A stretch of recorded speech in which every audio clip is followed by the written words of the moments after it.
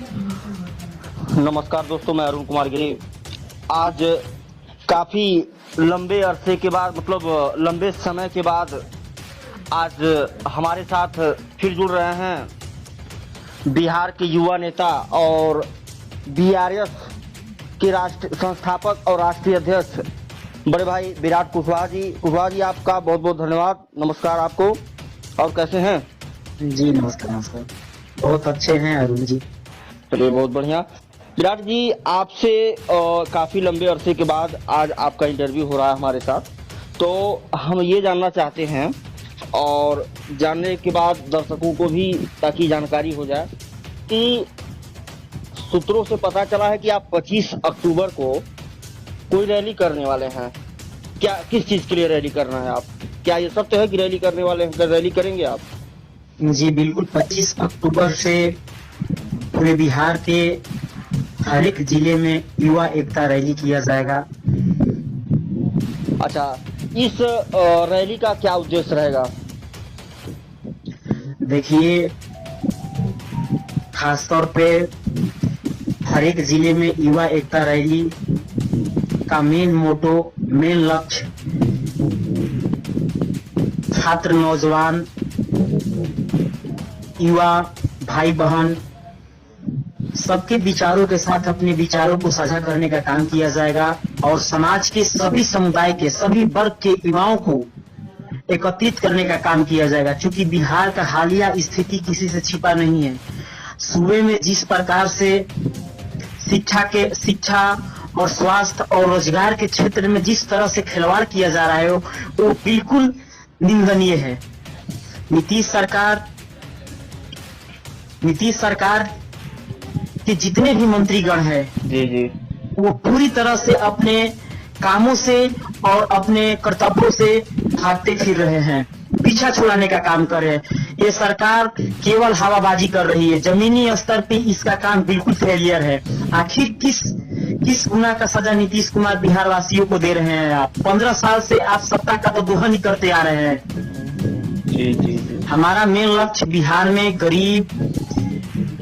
जो गरीब हो, अशिक्षा का मार्ग है। अभी बिहार में 2 साल से बिहार वासियों लॉकडाउन और कोरोना का मार्ग झेल रहे हैं।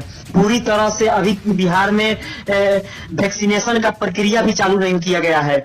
मात्र बिहार में अभी 6 से 7% लोगों को कोरोना वैक्सीन का डोज दिया गया है।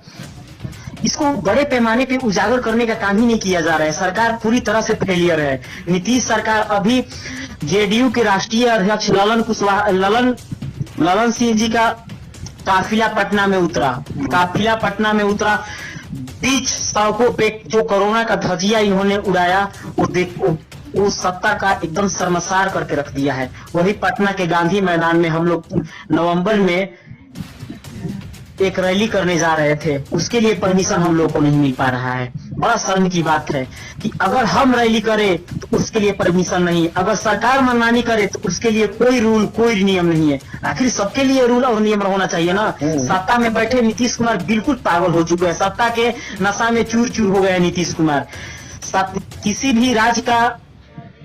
किसी भी राज्य का विकास, वहाँ के उन्नत बैंकिंग प्रणाली एक बढ़िया सड़क पर निर्धारित करता है। लेकिन यहाँ तो ना शिक्षा के क्षेत्र में कोई बड़ा क्रांति किया जा रहा है, ना शिक्षा के क्षेत्र में कोई बड़ा प्लान किया जा रहा है, ना रोजगार के क्षेत्र में कोई बड़ा प्लान किया जा रहा है। आखिर बिहार को किस गुनाह की सजा ये लोग दे रहे हैं? अच्छा, पूरी तरह से शिक्षा व्यवस्था के साथ साथ रोजगार व्यवस्था पूरी तरह से चरमरा गया है। सही है। अच्छा विराट जी, आप जो ये रैली करेंगे 25 अक्टूबर को, ये कहाँ से आप करेंगे? स्थान, मतलब कौन सा स्थान होगा जहाँ से आप रैली करेंगे? और क्या ये पूरे बिहार में रैली रहेगी या फिर किसी कुछ जिलों तक ही रहेगी? देखिए, हम हवाबाजी करने वाले लोग नहीं हैं। हम लोग अपना काम जमीनी स्तर पे करना बखूबी रूप से अपना काम जमीनी स्तर पे दिखाते हैं। और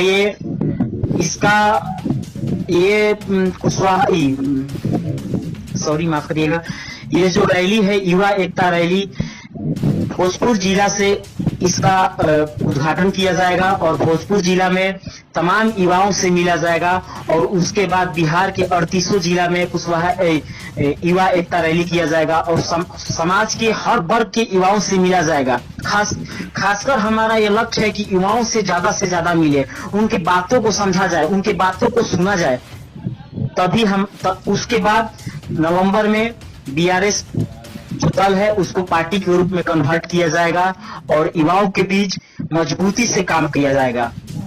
अच्छा, तो विराट जी, यानी कि अगर आप अपने बीआरएस संगठन को नवंबर में पार्टी का रूप देते हैं तो क्या विधानसभा चुनाव में भी आप भागीदारी निभाएंगे? जी बिल्कुल। तो आप समाज देखिए, बिहार के युवा गरीबी, अशिक्षा, बेरोजगारी में दबकर बंध चुके हैं।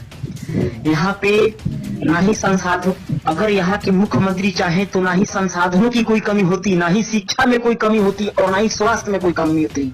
आखिर क्या रीजन है कि ना कोई स्वास्थ्य का बड़ा केंद्र है, ना कोई शिक्षा का बड़ा केंद्र है? आखिर बिहार से बाहर इलाज के लिए बिहारवासी क्यों जाना पड़ता है बिहार वासियों को? नालंदा विश्वविद्यालय बिहार ने क्या नहीं दिया? गुरु गोविंद सिंह, सीता माता कमिंग फ्रॉम वेस्ट इन बिहार, लेकिन कुछ दशक बिहार के लिए अभिशाप बनकर आ गया है। नीतीश कुमार 5 साल नो डाउट परफेक्ट काम किए, लेकिन नीतीश कुमार के 10 साल बिल्कुल फेलियर रहा। बाढ़ पे काबू नहीं कर सकते हैं, जिनकी बुखार पे काबू नहीं कर सकते हैं, इतने मात्रा में युवाओं को रोजगार नहीं दे सकते हैं, तो इतने बड़े अद्वितीय राज्य के मुख्यमंत्री क्यों बने हुए हैं? और बड़ी शर्म की बात है कि अपना रोटी सेकने के लिए विपक्ष के लोग भी सत्ता पक्ष के गोद में जाकर बैठ जा रहे हैं। ऐसे समाज नहीं सुधरेगा। जो दांगी लोग हैं उनको पार्टी से बर्खास्त करिए और शिक्षा और रोजगार और स्वास्थ्य के क्षेत्र में काम करिए। नारा मत लगाइए, बार बार बोला जा रहा है, लेकिन युवा लोग अब समझदार हो चुके हैं। युवा लोग से खासकर हम अपील करेंगे कि उठिए, अपने आवाजों को बुलंद करने का काम करें और नीतीश कुमार को मुंहतोड़ जवाब देने का काम करें। जो भी सत्ता पर बैठेगा, नो डाउट, जो भी सत्ता पे बैठेगा अपने कामों से विचलित होगा, उसको खदेड़ने का काम करे, उसको मुंहतोड़ जवाब देने का काम करे। सत्ता में बार बार परिवर्तन होगा तभी विकास संभव होगा, अन्यथा किसी और एक को सत्ता पे 20 साल बैठाने का काम करिएगा तो विकास नहीं होगा। वो अपने ही रास्ते और अपने ही विकास के फायदे की ओर जाएगा। इससे साफ जाहिर होता है। आप देख लिए, बहुत पार्टियां आई, नीतीश कुमार के गोद में जाकर बैठ गए बहुत से लोग, बहुत से ऐसे मंत्री और विधायक आकर बैठ गए जो दांगी भी है और साथ ही साथ जो बड़ा बखान बोलते थे समाज के उत्थान के लिए और समाज परिवर्तन के लिए। आखिर क्या रीजन हो जा रहा है कि कोई भी पार्टी, कोई भी नीतीश कुमार जी सत्ता में 15 साल से बैठे क्यों हुए? आपने इस बात को कभी नहीं? नीतीश कुमार जी बोलते थे कि मर जाएंगे, बीजेपी से कभी हाथ नहीं मिलाएंगे, लेकिन जाकर बीजेपी के गोद में बैठ गए। नहीं, ये सब अपना फायदे देखते हैं। समाज, देश और राज्य, इनके लिए कोई मायने नहीं रखता है। विराट जी देखिए, अब थोड़ा सा हम आपको बताना चाहेंगे कि देखिए, जो ये बात आपने कही है कुर्सी की, तो आपको पता है कि राजनीति होती ही ऐसी है, ठीक है? राजनीति में कुर्सी को लोग सब कुछ मानते हैं, वो कुर्सी के लिए कुछ भी कर सकते हैं, ठीक है? और यही वजह है कि वो चाहे नीतीश जी हो, चाहे कोई हो, जो भी बीजेपी से या किसी भी पार्टी से गठबंधन करता है, वो यही हाल है। लेकिन आप से हम ये जानना चाहेंगे कि जब आपकी पार्टी बनेगी, आप विधानसभा में अपने प्रत्याशी भी उतारेंगे, तो क्या किसी पार्टी से आपकी भी गठबंधन रहेगी कि फिर आप? देखिए, आपको स्पष्ट बता देना चाहते हैं, कुर्सी किसी के बाप की बकौती नहीं है। ये बिहार वासियों की भविष्य के साथ खिलवाड़ किया जा रहा है। बिहार के जनता और बिहार के युवा लोग समझदार हो चुके हैं। अगर आप ये बोल रहे हैं राजनीति में कोई अस्थाई और कोई अस्थाई दोस्त, ना ही कोई अस्थाई दोस्त होता है, ना ही कोई अस्थाई दुश्मन होता है, इस बात को हम कटाक्ष करने का काम करते हैं। बिहार के युवा जिस दिन ठान लिए और जिस दिन एकत्रित हो गए, उस दिन बिहार में रोजगार भी होगा, बिहार में विकास भी होगा और बिहार में विधायक से लेकर मंत्री भी भयभीत हो गए कि सत्ता कभी उलटवार हो सकता है, सत्ता से कभी भी हम बर्खास्त हो सकते हैं।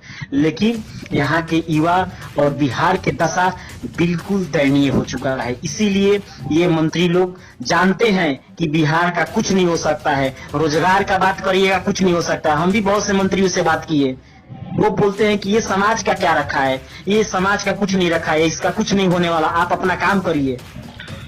ऐसे ऐसे तो बात बोलते हैं लोग। कि आप हमारे क्वेश्चन के रास्ते से भटक रहे हैं। हमने आपसे ये पूछा कि आप जब पार्टी का निर्माण करेंगे तो आने वाले समय में आप किसी पार्टी से गठबंधन करेंगे या फिर पूरे बिहार में अपने प्रत्याशी उतारेंगे? देखिए, अभी उतना तो हम मजबूत नहीं हुए हैं।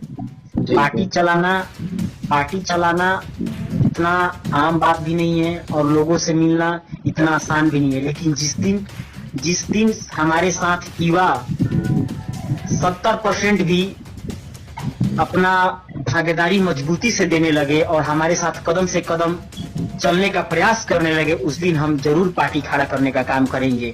और रहा बात बिहार में, तो बिहार में जब भी सत्ता बनेगा तो गठबंधन का ही सत्ता बनेगा। ऐसी कोई भी पार्टियां नहीं है जो बिना गठबंधन के सत्ता में आ सकती है। ये भविष्य की बात है। अभी हमारा लक्ष्य शाहाबाद के साथ साथ 2-4 और जिले हैं जिन पे मजबूती से 2025 में गठबंधन के द्वारा भी चुनाव लड़े, लेकिन चुनाव लड़ेंगे, लेकिन नीतीश कुमार जी के साथ कभी गठबंधन नहीं होगा। ये हमारा आपसे अपील है और हमारा ये आपसे दृढ़ संकल्प भी है कि हम नीतीश कुमार जी के साथ कभी नहीं जा सकते, क्योंकि उन्होंने बिहार के युवाओं को 15 साल तक भ्रमित करने का काम किया है और साथ ही साथ बिहार के हर एक समुदाय के लोगों को भ्रमित करने का काम किया। वो शिक्षा के नाम पे हो, रोजगार के नाम पे हो या चाहे बाढ़ के नाम पे, सब पे बिहार वासियों को ठगने का काम किया। ऐसा कोई मुख्यमंत्री था जो 500 करोड़ रुपया विज्ञापन में अपना चेहरा चमकाने में खर्च कर सकते हैं? उधर तो मोदी जी फेंकू बैठे हैं, यहाँ पे नीतीश कुमार जी भी फेंकू बैठे गए। चलिए ठीक है, आपने बताया। मतलब भविष्य में कुछ कहा नहीं जा सकता, मतलब आप गठबंधन भी कर सकते हैं तो अच्छी बात है। लेकिन एक चीज हम बताएं, आपसे और जानना चाहेंगे कि आपने जो 25 अक्टूबर की रैली की बात कही है, तो रैली अगर कहीं प्रशासन आपको परमिशन ना देती है तो इस पे आप क्या करेंगे?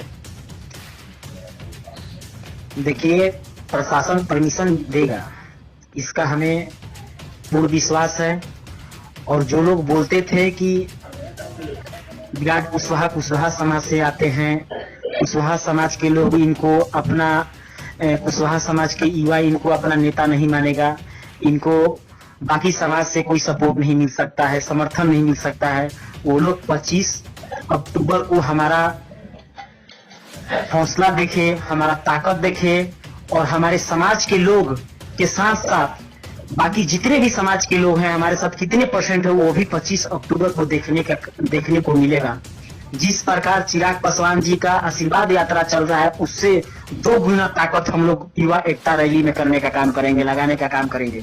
और आप लोग इसका गवाही दीजिएगा और आप लोग इसका साक्षी रहिएगा। 25 अक्टूबर ज्यादा समय नहीं है।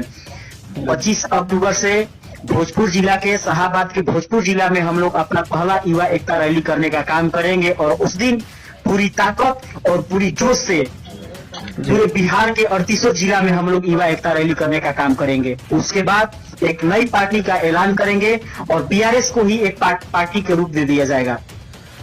चलिए ठीक है, बहुत बहुत धन्यवाद विराट जी कि आप हमारे साथ जुड़े और आपने अपना अमूल्य समय दिया। और दर्शकों को बताना चाहेंगे कि फिर हम जो है विराट जी से